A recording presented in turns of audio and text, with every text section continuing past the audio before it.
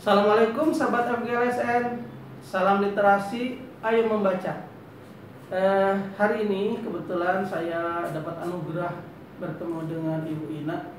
Ibu Ina ini kebetulan sama satu tim juri dengan saya di lomba daring inklusi untuk kampanye. Kampanye tentu data kaitannya dengan pandemik COVID-19. Ini natural, jadi tidak disetting, ini ketemu ya Bu ya. Bu Ina, ini kebetulan juga masih hangat ini, doktornya meraih dari gerakan literasi sekolah. Jadi ini pas banget dengan Forum Gerakan Literasi Sekolah Nasional. Bu Ina, ini saya ingin sedikit ya mengenalkan bahwa Forum Gerakan Literasi Sekolah ini dibentuk atas kepedulian tentang gerakan literasi di sekolah. Kebetulan kan saya juga pada saat di Direktorat PKLK menjabat sebagai Ketua Satgas untuk PKLK dan anggota Satgas GLS untuk Nasional Kemendikbud. Nah, terkait dengan disertasi Ibu, ini sepertinya pas Bu. Tapi sebelum ke situ saya kira mohon Ibu memperkenalkan diri dulu lah. Silakan Bu. Ya, assalamualaikum. Nama saya Ina Magdalena. Saya di sini kebetulan satu tim dengan Pak Yusuf selaku juri di mata lomba kampanye pada lomba daring inklusi. Apa namanya? Lomba daring inklusi. ya? Iya, untuk SMP. Kebetulan di sini saya diajak berbincang dengan Pak Yusuf. Karena saya memang basicnya senang berkecimpung di dunia literasi. Saya juga pernah meneliti berbagai macam penelitian dan pengabdian masyarakat di bidang literasi, maka saya sangat senang diajak berbincang oleh Pak Yusuf. Ya, silakan Pak Yusuf. Bu, fokus Ibu pada saat melakukan penelitian disertasi Ibu apa sih sebetulnya? Fokus atau latar belakang fokus? Ya boleh latar belakang. Latar belakang saya pertama kali alasan kenapa saya ingin meneliti tentang literasi yaitu saya baca-baca tentang informasi mengenai hasil PISA.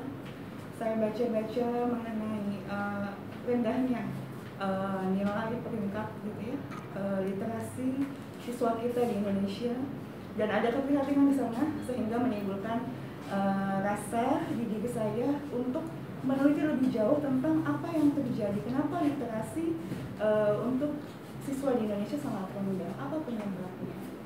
Nah, oleh sebab itu saya melakukan beberapa penelitian tentang literasi. Nah, setelah Ibu melakukan penelitian, apa sih yang diperoleh dari penelitian itu?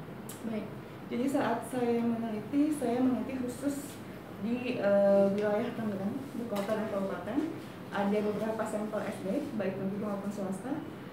Saya ingin mengetahui apa yang terjadi pada implementasi program GLS. Karena saat saya baca, gerakan itu sangat bagus, sangat ideal, tujuannya juga mulia, tapi saya ingin tahu implementasinya bagaimana. Lalu pada saat saya ke sekolah-sekolah, saya temukan beberapa sekolah memang memahami makna dari GLS, sehingga aplikasinya atau implementasinya benar, dan siswanya ada peningkatan dalam minat membaca dan juga dalam karya-karya tulis yang biasanya kita siswa SD itu sangat minim sekali karya tulisnya, baik puisi, cerpen ataupun buku-buku terbitan gitu ya. Nah, sekarang pada saat GLS ada karya tulis seperti itu. Tapi banyak juga sekolah yang tidak memahami makna GLS, sehingga beliau pihak sekolah hanya mengimplementasikan sesuai dengan ketentuan pemerintah, misalnya sebelum belajar 15 menit membaca. Tapi makna-makna dalamnya tentang GLS tuh mereka nggak paham, hanya menunaikan kewajiban saja. Sehingga peningkatan dalam hal minat membaca, dalam hal produk literasi seperti karya tulis dan lain-lain itu belum ada. Nah, itulah yang menjadi fokus saya, sehingga beberapa kali saya memberikan penyuluhan dalam bentuk pengabdian kepada masyarakat di sekolah-sekolah yang belum memahami. Baik, Ibu, tadi awal saya memang menanyakan fokus, karena kan luas sekali GLS itu. Apakah Ibu katakan saja dari jenjang ya, hanya terfokus kepada SD saja, atau dari indikator GLS kan ada pembentukan tim literasi sekolah, kemudian ada pembuatan program, ada pengelolaan perpustakaan, ada pojok baca, kemudian mading, lingkungan kaya teks dan sebagainya. Ibu di daerah mana atau seluruhnya atau gimana? Yang Ibu teliti itu keseluruhan atau ada fokus tertentu? Ranah yang dilakukan. Fokus jenjangnya, kemudian juga indikator mana yang Ibu sangat concern. Baik, karena saat itu penelitian saya penelitian evaluasi itu artinya saya ingin memberikan evaluasi kepada pemerintah selaku pemegang kebijakan tentang implementasi GLS. Jadi saya konsen pada 4 hal, yaitu input, proses, dan produk. Jadi inputnya itu artinya apakah mereka itu memahami undang-undang peraturan tentang GLS, begitupun pedomannya. Lalu prosesnya, apakah mereka prosesnya sesuai dengan yang ada di pedoman GLS. Lalu outputnya atau produknya, misalnya tadi ada produk karya tulis dan produk-produk lain, misalnya kemampuan membaca yang meningkat juga sama outputnya. Itu saya lihat semuanya, ketiga hal itu. Setelah saya meneliti ketahuan hasilnya, saya membuat buku, alhamdulillah sudah ber-SBN. Buku itu judulnya Evaluasi Gerakan Literasi Sekolah di SDN Wilayah Kota dan Kabupaten. Nah, itu saya berikan, buku itu dedikasikan untuk dibaca oleh semua pihak yang berkecimpung di GLS supaya tahu ranah mana yang harus diperbaiki dan ranah mana yang memang harus ditingkatkan seperti itu. Jadi yang Ibu fokuskan sebetulnya di SD, jenjang SD ya Bu ya? Betul. Belum ke SMP, ke SMA. Oke, jadi itu yang saya maksud. Kemudian tetapi itu luas, jadi artinya keseluruhan pelaksanaan GLS, bukan melihat dari spesifikasinya.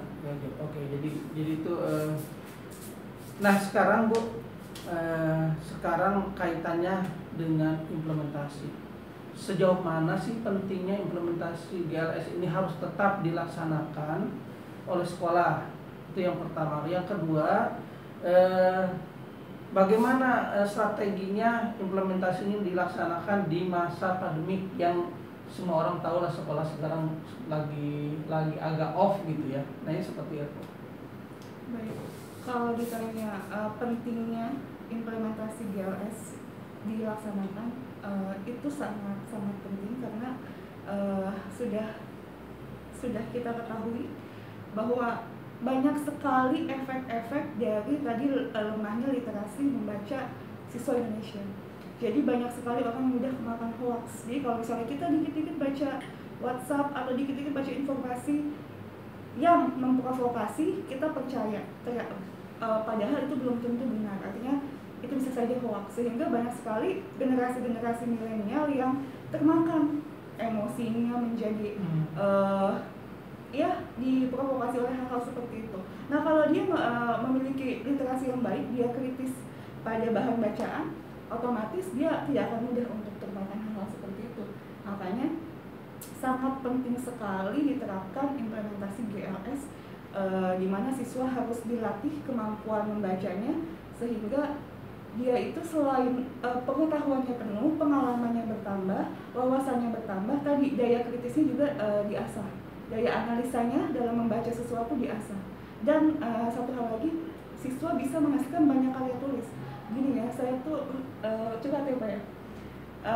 Saya itu dari SD, SMP, SMA tidak ada yang memotivasi untuk menghasilkan sebuah karya tulis. Padahal mungkin jika di usia-usia produktif itu saya menulis, banyak sekali karya yang saya punya saat ini. Tapi saya mengenal GLS literasi itu semenjak saya S2, S3 seperti itu. Nah, disitulah saya mulai suka menulis karena saya tahu apa yang bisa kita tinggalkan untuk masyarakat, untuk dunia, yaitu tulisan kita. Seperti Raden Ajeng Kartini ya Pak ya, beliau menulis buku, walaupun Raden Ajeng Kartini telah tiada, tapi bukunya tetap bermanfaat. Nah seperti itu. Nah makanya dengan adanya implementasi literasi, otomatis kita bisa memotivasi siswa untuk menghasilkan karya tulis. Dari kecil sudah bisa menulis, menerbitkan buku, sudah besar karyanya banyak, terus memberikan manfaat bagi bisa diwariskan ke yang lainnya. Nah, masalahnya kan sekarang pandemik nih Bu.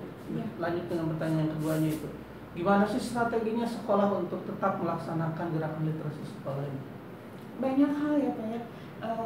Bahan bacaan sekarang kan sebenarnya bukan hanya yang sifatnya manual atau textbook yang bentuknya hard ya, tapi juga bisa yang versi digitalnya.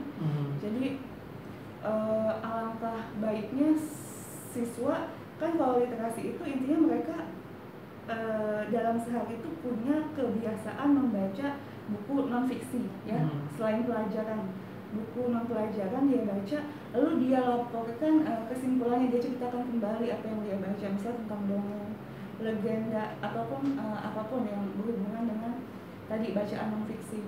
Nah setelah itu setelah dia ceritakan kembali, nah dia bisa memberikan laporan kepada guru via grup WhatsApp misalnya, atau via Google Form. Banyak hal yang saya lakukan, tapi sebetulnya saya juga belum meneliti apakah di sekolah pelaksanaan GLS pada saat COVID-19 ini berlangsung seperti apa. Cuma kalau saya pikir banyak sekali media yang bisa menjadi jalan untuk melaksanakan GLS. Jadi secara daring lah ya Bu ya, karena kan pembelajaran juga secara daring ya. Nah masalahnya bagaimana sekolah atau kan di sekolah itu ada tim literasi sekolah bisa mengawal bahwa ini bisa tetap berjalan. Nah itu seperti apa nih kira-kira menurut Ibu nih? Iya, kalau biasanya tim literasi sekolah itu aktif membuat kegiatan harian, mingguan, bulanan, semesteran tentang GLS ya Pak ya. Jadi dulu saya pernah ke sekolah waktu sebelum COVID. Kegiatannya itu misalnya kalau harian kan tadi membaca 15 menit sebelum pelajaran. Kegiatan mingguannya bisa menulis di mading. Jadi dia menulis ditampilkan di mading yang terbaik. Mading elektronik ya. Nah kalau saat itu waktu saat offline mading manual biasa, lalu diapresiasi seperti itu kan. Lalu ada yang bulanan itu seperti lomba, misalnya lomba pidato, lomba membaca puisi, dan ada yang tahunan namanya kegiatan puncak. Itu kan salah satu bentuk-bentuk perlombaan yang membangkitkan minat-minat literasi siswa, sehingga dia itu melaksanakan kegiatan literasi itu ada motivasinya, kalau saya pengen jadi juara gitu kan, saya pengen mengaktualisasikan diri saya sehingga diapresiasi gitu kan.